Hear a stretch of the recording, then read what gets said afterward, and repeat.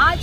यहाँ इंदौर शहर में मैं कल्याणी बागमुड़े बारामती से दिल्ली के लिए रवाना हो चुकी हूँ। आज यहाँ पावन भूमि में माता पुण्यश्लोक राजमाता अहिल्या देवी होलकर जी को अभिवादन करके उनका आशीर्वाद लिया कि जो जंतर मंतर दिल्ली यहाँ पे विंटर सेशन में जो अधिवेशन है, तो उस अधिवेशन के तहत हम लोगों ने धनगर समाज की तरफ से धरना प्रदर्शन रखा हुआ है। पूरे भारत देश के पाल, बघेल, गडरिया,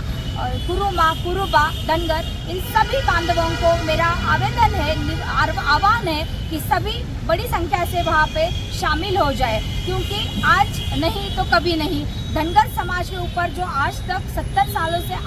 अन्याय हो रहा है, इसके लिए कुछ तो धनगर समाज की तरफ वहाँ पे निषेध होना जरूरी है। क्योंकि जो पंतप्रधान नरेंद्र भाई मोदी जी ने महाराष्ट्र में और पूरे भारत में धनगर समाज को आश्वासित किया था कि धनगर समाज को अनुसूचित जमाती का, एसटी का आरक्षण लागू करेंगे, लेकिन अभी तक उन्होंने कुछ भी किया नहीं है। और झूठ बोलने के अलावा, और इस सरकार को मैं जुमला सरकार बुलाती हूँ, क्योंकि ये सचमुच झूठी सरकार है जो सिर्फ धनगर समाज की वोट बैंक लेके धनगर समाज को फंसाया करती है। और हर साल 70 सालों में यही अन्याय धनगर समाज सह रहा है। इसलिए पंतप्रधान नरेंद्र भाई मोदी को हमारा आह्वान है, हमारा इशारा है कि जल्द से जल्द धनगर समाज को न्याय दिया जाए। आज जैसे हमारी दीदी महाराष्ट्र की धरती से, माँ अहिल्या की धरती से इंदौर पधारी है। ये दीदी ने जो उठाया माँ अहिल्या के बैनर तले कि हमें धनगर समाज को